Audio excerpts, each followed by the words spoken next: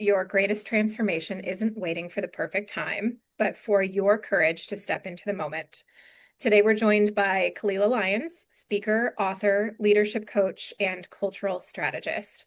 Khalilah helps leaders, organizations, and individuals navigate pivotal moments with clarity, confidence, and action.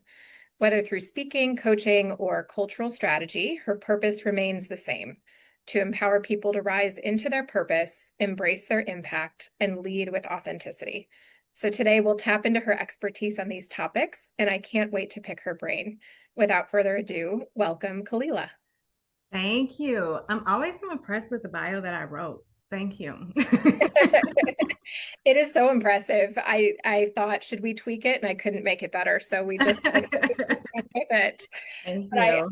so excited that you're here to chat with Jenna and I. And we'll anchor some of these topics to your book, Prioritize Your Purpose, and others will layer on top. But let's get started.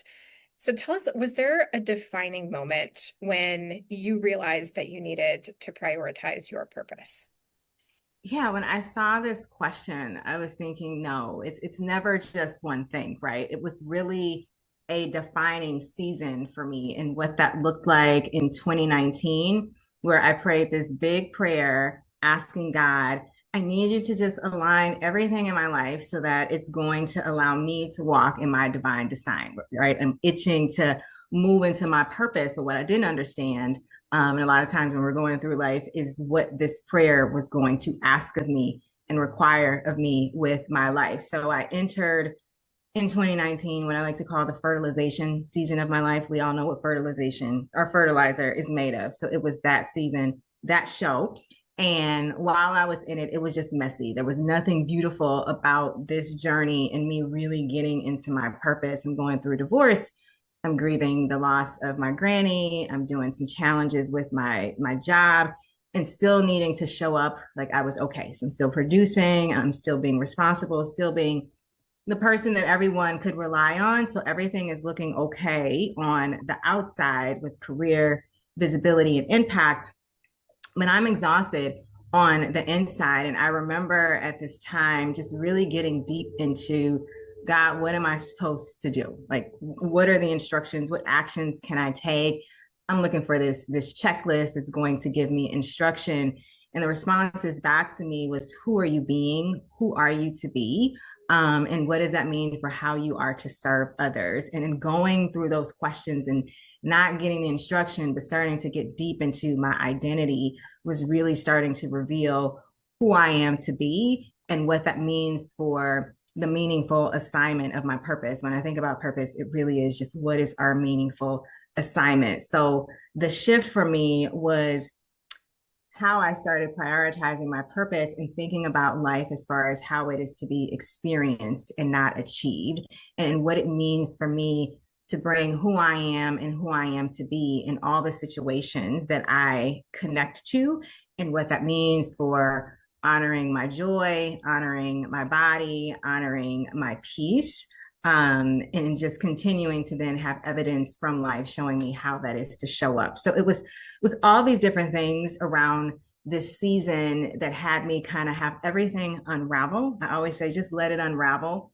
because then you can start to see things clearly. You can start to see who you are and who you need to be.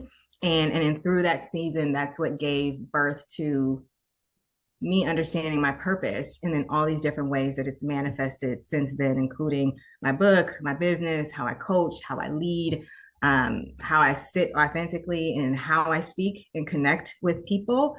But it was all a season and not necessarily a defining moment. I say it's never, for me at least, it wasn't the lights shining and the angel noises coming down. It was a really dark space, where I had to, I would say, become the light and be the answer in the moments.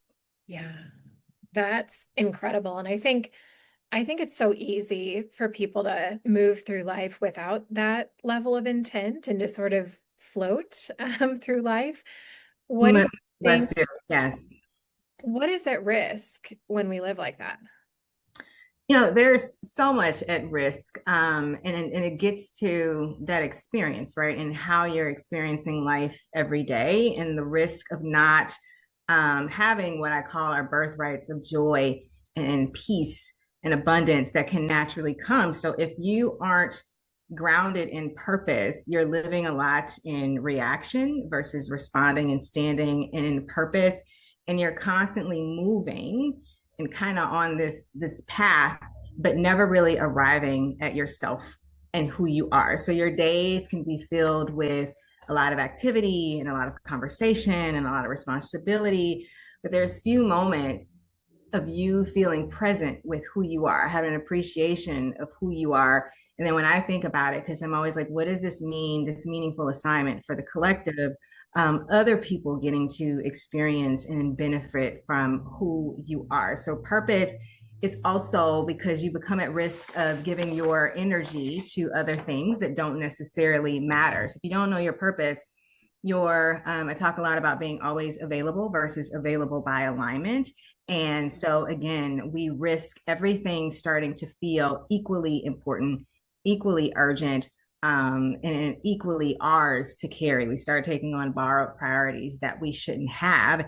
And so now we're moving through our days of autopilot, and we're shaping how we show up for other people instead of honoring our purpose and what that means. So the deeper cost too is not just how it's impacting us, but when we're not in purpose, it's impacting our family, it's impacting those that are closer to us, it's impacting our job.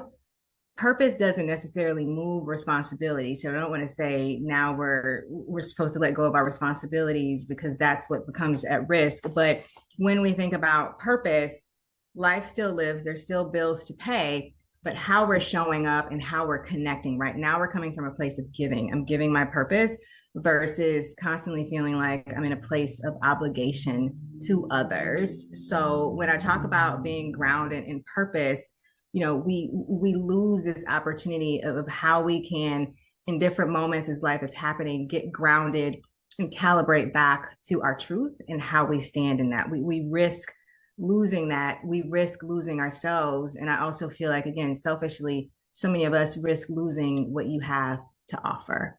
Mm-hmm. Do people have misconceptions about purpose, what it is or what it should be? There's a ton of misconceptions. Again, I hit the big one when I was talking about my own journey around purpose is going to be this grand revelation that you experience, and suddenly everything clicks and you know exactly who you are supposed to be in life. My experience, and as I work with teams and even individuals, and especially women, that is not the experience at all. Purpose, it comes to you and it continues to, we're born with our purpose, but how it is revealed to us and how it evolves and how it manifests, it comes from the conversations, it comes from grief, it comes from hard seasons, questions, those quiet moments. Again, even for me, as I work and interact with others, from coaching people and paying attention to what life continues to ask me to notice. So, again, it's not this big moment, but it's answering many moments over time and being able to pay attention to what interrupts your peace and what elevates your peace. So that's one misconception. Another, when I think about purpose and conversations that I have with people, is that purpose only belongs to career. When you ask people about purpose, they immediately start talking about titles and business, platforms, the visibility, all these A-list things that I know we're going to talk about. And work is absolutely an expression of your purpose. But purpose, it has to breathe beyond what you are doing professionally. If you're being honest with it, it's going to show up in all the things, because the title can change, seasons change, companies change, but your purpose, it manifests and expresses itself differently across those seasons, across those titles. And it manifests, again, I think about as a parent, right? That's one of my titles.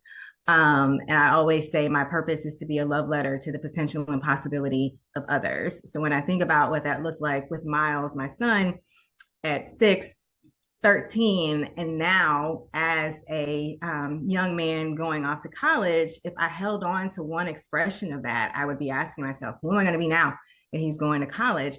But knowing what my purpose is and that it can manifest in so many different ways, I know exactly how I need to shift and still be that love letter to him. Also, I will say people think purpose has to be big to matter, right? I have to have this big thing that I say I'm doing and that I'm being. But some of our deepest moments of purpose are lived very quietly in how we can show up for other and how we're raising our children and how we're loving other people and how we lead with integrity. Even I think about how I use my voice again and how I show up. That's quiet ways that purpose is manifesting when we choose who we want to be. It's not always loud. And the final thing I'll say is once you have your purpose, life is going to become easy because it all just makes sense. And I know exactly what to do, but it certainly does not remove grief or uncertainty or disappointment. It just helps you connect to who you are to be in those moments. I talk, and I think one of the benchmarks in my book, and I say I think because there's 31 in my book, but I have over 1,300 total. So I have to remember which ones I put in the book, but I'm pretty sure the one in the book is easy is not the promise, but victory is. So when you know your promise is not necessarily, okay, this needs to feel easy for me, but I know as I'm rooted in who I am, I'm going to have victory as I move through, as I experience this. And then I can be curious about what's happening around me and not in control. So purpose also doesn't necessarily give you control, but it gives you the confidence to explore with curiosity. I just love what you said about it's not just one revelation or one moment. And I think there's a lot of misconception about that, but instead it's many little moments. And what's coming to mind, because we're on the podcast and we talk a lot about founder journeys, is even moments in our own journey where you step out of corporate America to build something and you think it'll all be like, I'm here now. And so then it'll all unfold, but it unfolds over weeks and months and tiny little moments in every day where you have to find the courage to think differently, the courage to ask a question or to say yes or to say no, Yes. over and over again. And Oh, it's not linear, right? It's like you're going to have your ups and downs. It doesn't mean that the journey absolutely. is stopping or the purpose is not where it should be. It's going to go like this until you achieve, right? But you're still going to, right? Because you're human. That's exact. Yes, people think life is linear, and that's exactly what I coach and speak to all the time. Is being open, and I say a lot to like you have to let go of your rigid expectations to allow the fluid evolution of what life is trying to show you. You have to shift from so much of this is my job to what is this mean as a journey. And I love alliteration, so I could do the all of that all day. So I'll stop there. It's why I have 1,350 of these verses for purpose, because it's literally just how I talk. But yes, it's not linear. And I would say that can be a misconception too, just overall about life, that it's this linear path. And even when I talk about my approach to life, that's not meant to be easy. You may be on a high and something hits you that takes you back to where you were before, and that's okay. But again, when you're grounded in purpose, you can start to recalibrate. Even if that takes days, even if that takes weeks, you're being intentional about that calibration and getting grounded back in purpose because you understand it. Or at least, not everybody can speak to what their purpose is, but starting to understand what are those things that elevate your peace? What are those things that interrupt your peace? And starting to have a conversation around that will get you to a point of understanding your purpose, even if you can't clearly articulate it. Yeah. So you touched on this briefly. There's a concept in your book called B-list living. Would you ground us in what that is? Yes, B-list living. So, this came in that dark moment in my life, right? Like I'm asking, what am I to do? And the response is getting back who you are to be. And so when I talk about B-list living or the B-list rhythm, it's in contrast to A-list perfection, which is what we're all socialized to focus on, right? What are the achievements that we have? What are the accolades that we can get, the applause? the appearance and how that manifests in our titles, our milestones, our productivity, things that people can point to and say, you are successful. I personally grew up with a lot of that pressure, growing up in East St. Louis, being in the gifted program, first generation student, that there was a lot of expectation of the narrative that I should have in my life. And as I talk about this, I'm not saying that, you know, the B list, as I explain it, is anti-achievement. It really is about just making sure that achievement isn't what you always turn back to as part of your identity. And you're not using these achievements to validate who you are. You're rooting into something more internal as far as your value.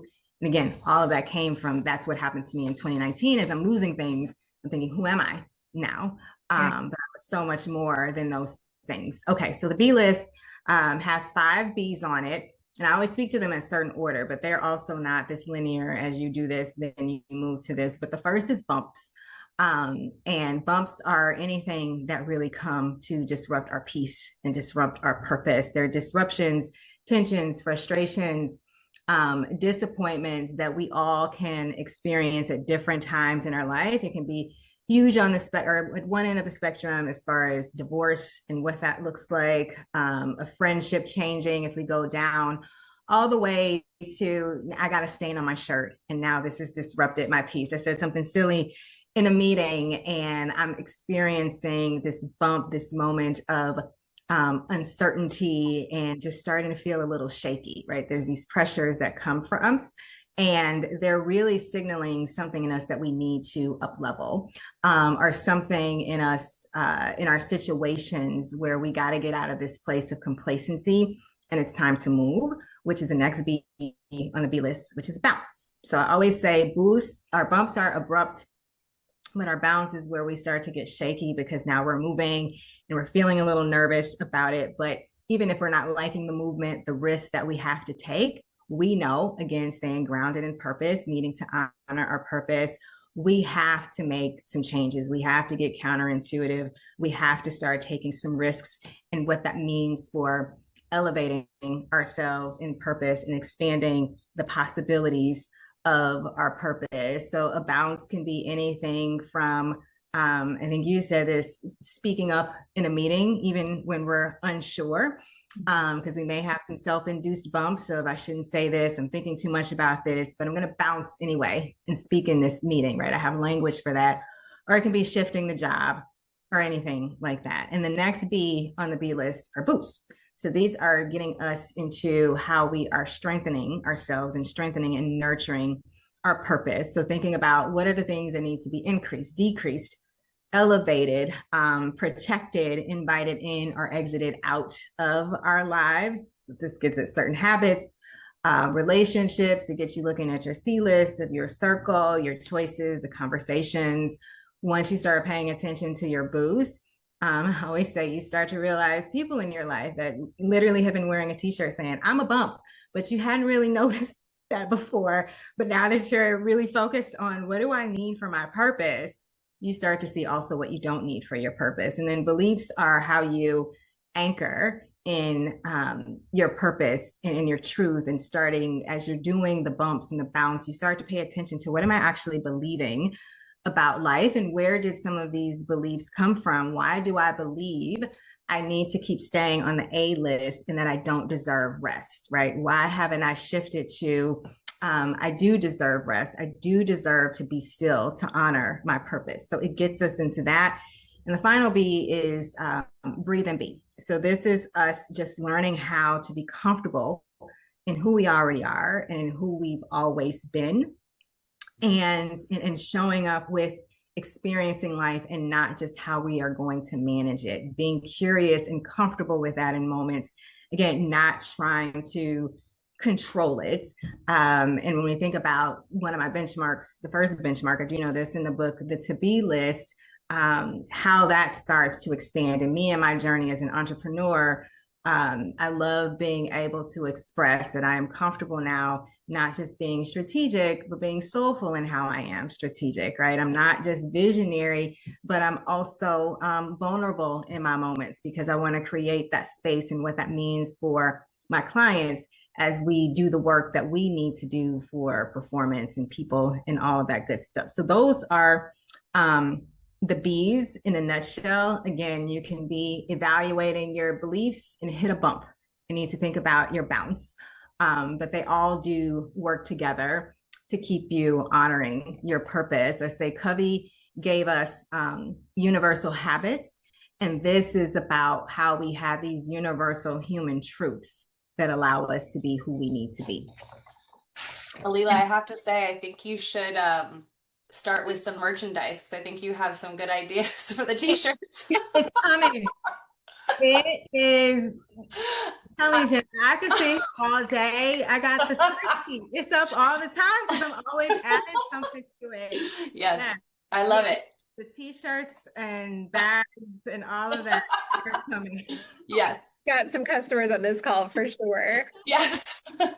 Khalilah, when I picked up your book for the first time, it's concise. And so I'm holding it in my hands, I'm thinking, I'm going to get through this in a couple of days.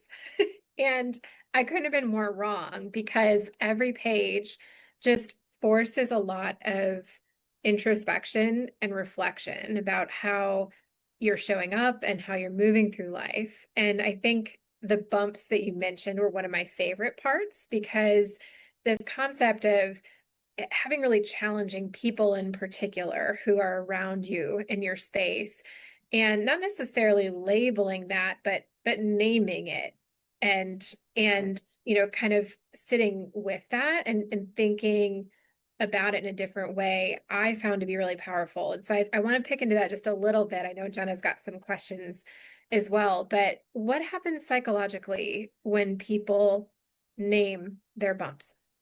Yeah, and it's a powerful thing to just have a name for something, right? It's not because it removes, I guess, if I think about psychologically what that means, it removes the shame around these things that are happening, right? It can remove, I'm feeling bad and I did something wrong because this happened. Now it's okay, this is a bump.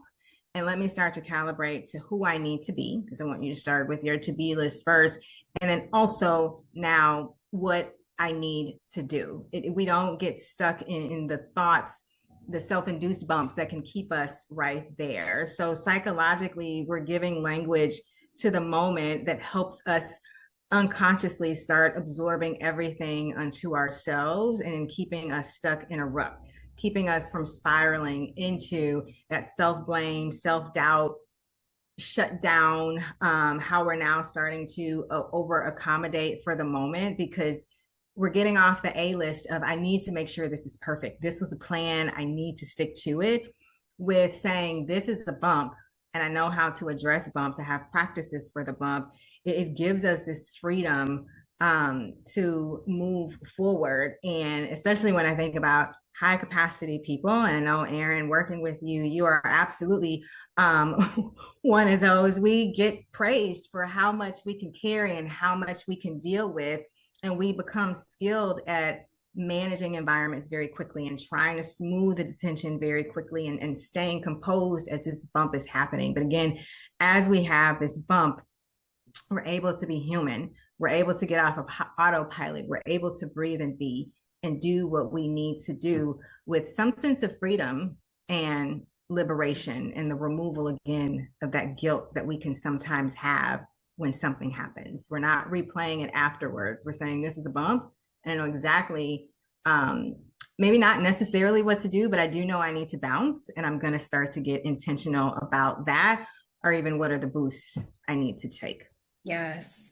Yes. So moving into action. I love it. It's one of my favorite. It moves us into, it gives us a freedom to start to move into action more quickly. Yeah. And I think just having the tools and being cognizant of that tool, right? So you know what to do next time. That's exactly it. Yes. Yep. Yeah. Yeah. You have those principles that help you. Because I always say too, none of this is about a prescription because like people are people. But you will have some principles that help you think through what's going to make sense and how you answer this moment that's before you. Right. Mm-hmm. So I'm going to shift gears a little bit All and right. talk about achieving dreams and showing up differently. So in your work, right, you notice a pattern of hoping for ease rather than preparing for victory.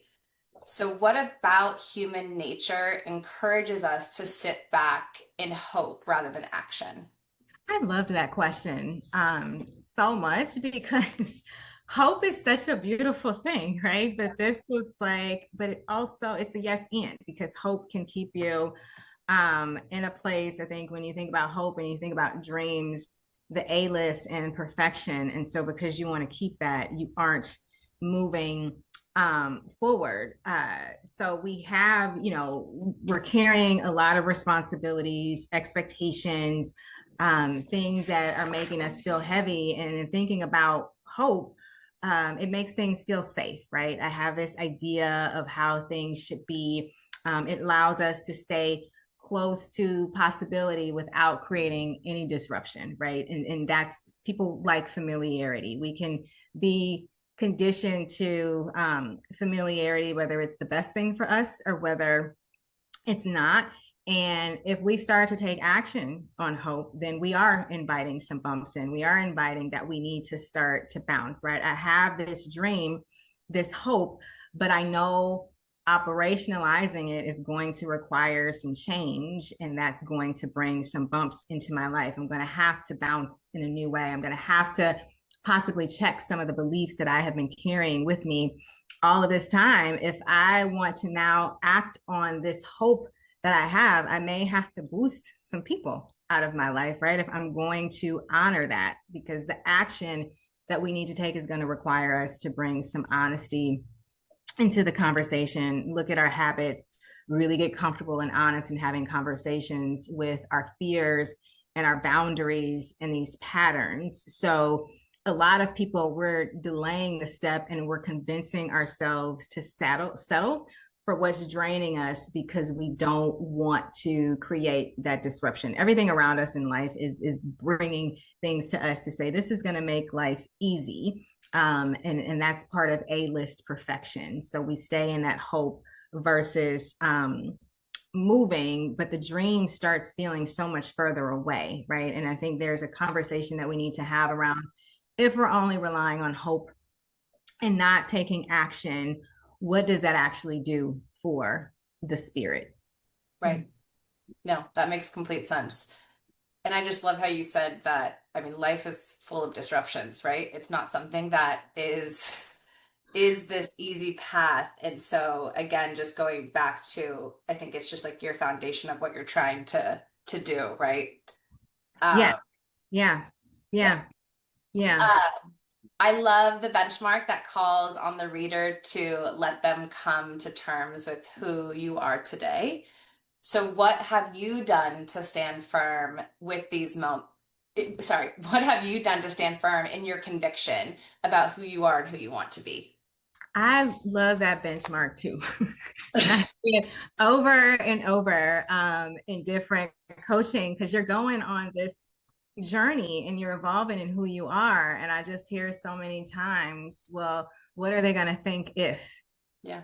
I don't know, and I don't care. And let them come to terms with who you are, right? We got to get vigilant with this. And that's not to be mean, but for me, I really had to stop negotiating with myself again every time, as I'm saying, every time.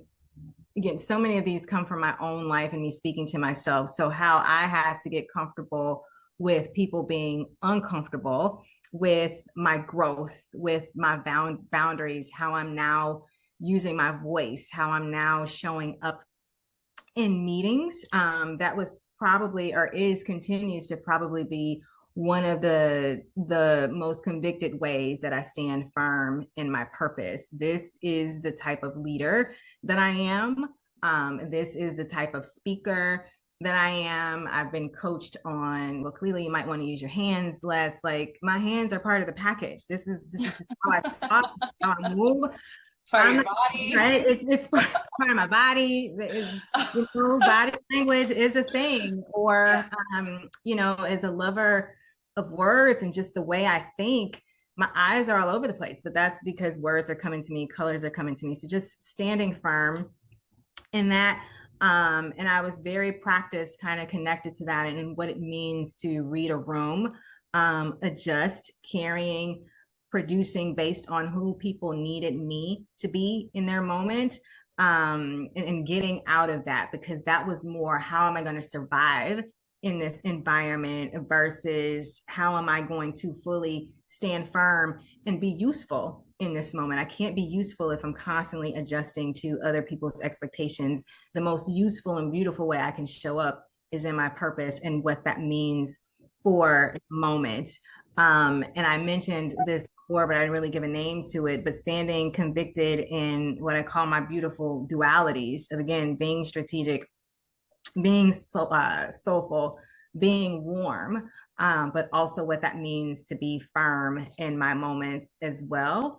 And it looked like just holding boundaries in conversations, right? Not just making it, when I have conversations with people, what's going to make this easy. But again, if I'm standing in purpose, if I'm being a love letter to the potential and possibilities, I'm okay with being uncomfortable because I know where we're going with this. I know where the journey is taking us. So having full acceptance of who I am, which has been a journey, full acceptance of also who I'm continuing to become, and how messy that can be as well, but embracing that. That's a lot of how I continue to stand firm in my conviction, stand firm and in conviction of who I am, who I continue to be, and being okay with people coming to terms. Because I also say too, with this, I own my power. I don't own anyone's perspective. And, we get at risk of achievement exhaustion, trying to achieve what people expect of us becomes exhausting versus evolving what life is truly setting up and allowing for us to do, and for us who we are to be. Right. And you kind of touched on this earlier when you were, high level going over perhaps the dark stage, right, of your life, and how you got to be where, you are. But what do you do to anchor, when these moments or decisions are emotionally painful?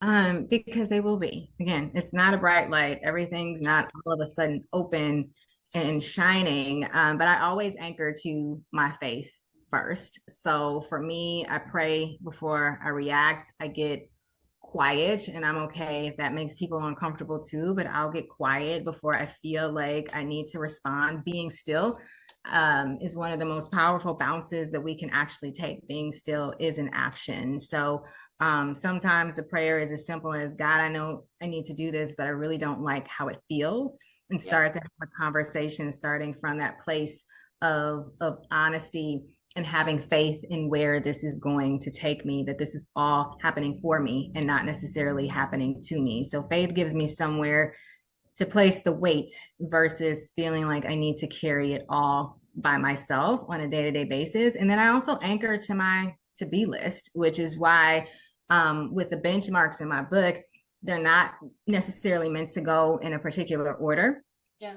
Did have that as the first one for a reason, because we should be starting our days with our to-be list before we get to what we want to do. So when things are painful, when things are hurting, and again, I'm not saying this is always easy, but just going back to, who do I want to be in this moment? Who do I need to be in this moment? And then also, what does that mean for what do I want to experience in this moment? Going back to experiences and not getting caught up in what do I need to achieve, because that can shift. So my to-be list always brings me back to the woman that I said I wanted to be before all the emotions and chaos and different circumstances got really loud. And obviously then I anchor back to my purpose, right?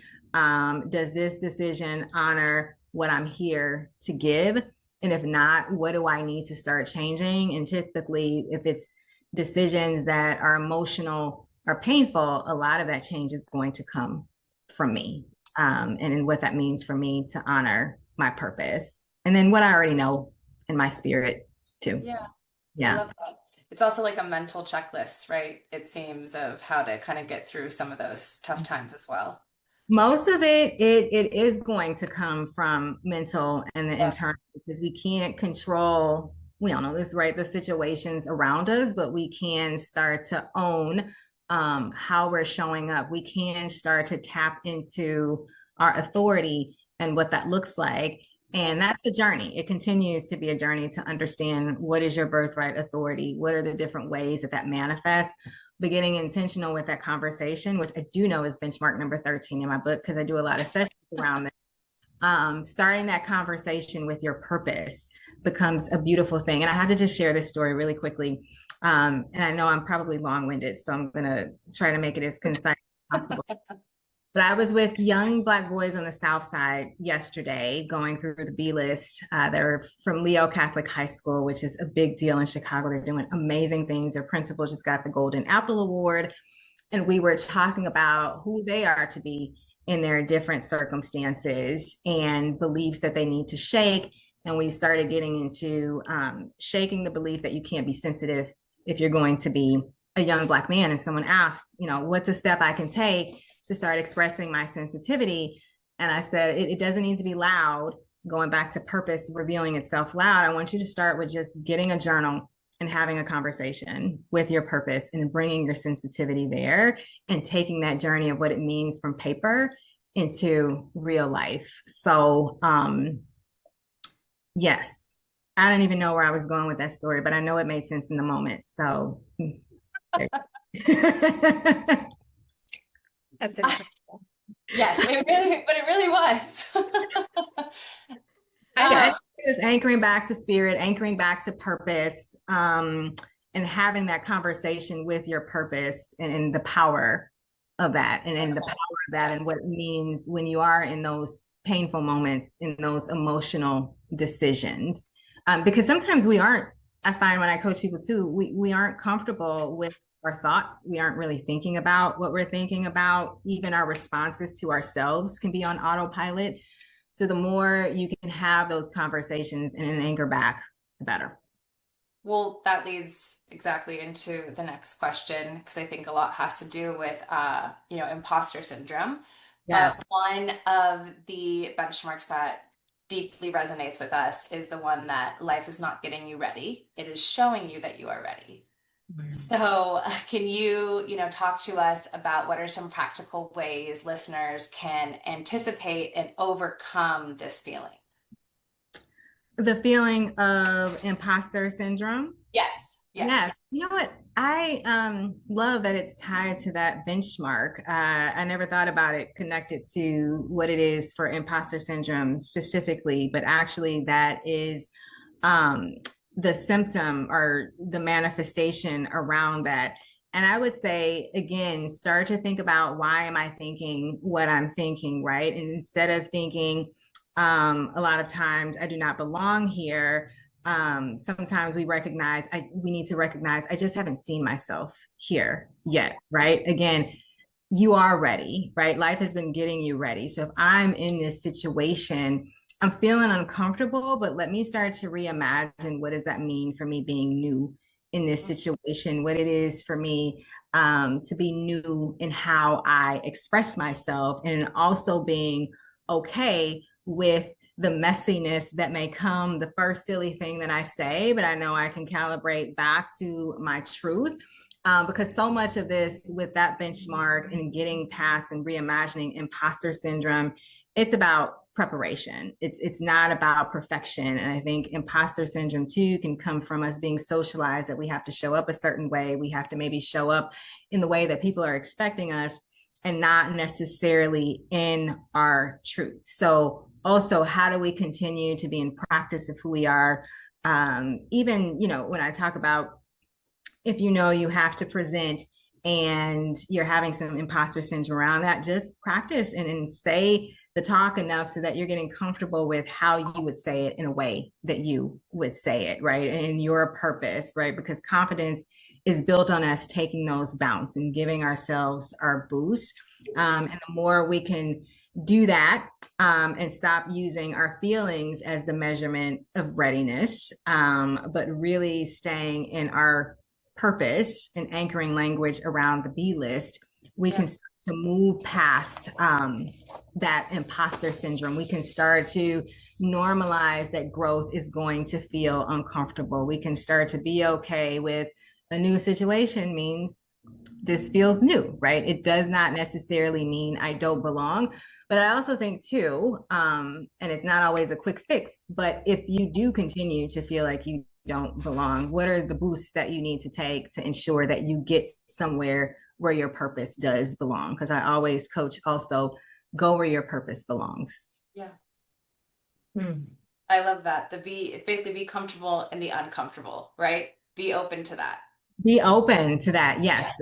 We are not. And again, we take those bumps, those signals as something is wrong versus just pausing to say, what is this telling me? What do I need to own in this moment? How do I need to bounce in this moment? What are the boosts that I need to give myself? What are the different micro practices that are going to help me honor my purpose? I'm here. I am ready, owning that belief. So what does that mean in what I need to shift? And that's a journey. Again, I'm not saying now that you heard me say this in the next meeting, imposter syndrome is gone. It still may come. And now you have some beliefs, some practices, some principles to help you navigate it in a different, new way. Yeah, I love that. Thank you. And I think you could provide some more because we do this thing called rapid fire questions towards the end. You about imposter syndrome, because I was like, as I was reading that question, I was like, I need to do a whole session on the B list. So much of it is the B list right? I've done the B list branding, the B list in entrepreneurship, the B list and imposter syndrome for women, right? Yeah, it's huge. Definitely. I think just for HR professionals in general, right? That's a huge area. Yes, because sometimes people don't want us in the room. Right. Literally don't even want us in the room. Yeah. Yes. Exactly. Mm-hmm. Okay. There's 2 questions for the rapid fire. So what would you say is one daily habit to strengthen connection to purpose? I've said this a few times and I can't say it enough. I did a whole hour-long talk around this, but going back to your to-be list, starting your day with your to-be list, checking in with yourself before responding to all the things that feel really loud, and going back to that to-be list throughout the day. I have seen when I think about leaders in terms of this conversation, even how they shifted the agenda of a meeting, how they rethought how they were going to have a performance conversation, all these different things, what they're saying, what we're saying yes to. So much of that gets to your to-be list and will be an anchor, a guide for what you're saying yes to, what you're, one of my others is expand what you say no to so you can elevate your yes, and your to-be list helps you with that. So that is a practice. If you don't do anything else, please do more. But if you don't, definitely start with your to-be list. I feel like that has been very consistent throughout this conversation. So it's pretty spot on. B list. Okay. And what is one question you think that listeners should ask themselves this week? What is elevating my peace and what is interrupting my peace? And really taking quiet moments each day and kind of replaying your mood, your body language, your shifts in energy, your reactions, your relationships, because some of the interruptions in your piece aren't always obvious because we've normalized it. But once you start to get more intentional about, again, your energy, your body language, you start to see what's feeding you and what's depleting you. I like that. I'm going to do those myself. Please, you are going to be, when I do coaching, people will come back with a list and are just like, I can't even believe what ended up on this list. It just hadn't been noticing certain things. So yeah, it's powerful. Really powerful. Taking the time with who am I and who am I aspiring to be consistently and not just doing it once and setting it aside. That right there is is the most powerful thing, to your point. So thank you so much for walking us through all of these topics. If listeners would like to learn more, prioritize your purpose, or follow you, where can they check you out? Yes, you can go to iamkhalilah.com, click shop, and you can buy my book there. You also will find my different social media handles. So LinkedIn, Instagram, if you want to see more about me and my family, TikTok, if you want to get some regular, just 90-second doses of me speaking about purpose. I'm trying to think, I just did post. Well, today was focused on dance a little and how you honor the rhythm that life is bringing you. But I will, for the most part, on most days, put something out there that again helps us some boosts in nurturing our purpose and some things that we may be, again, overlooking and underestimating in our day and in our power. Awesome. Well, it's been so fun. Thank you again for taking the time with us, and we'll talk to you very soon. Cheers. All right. Thank you.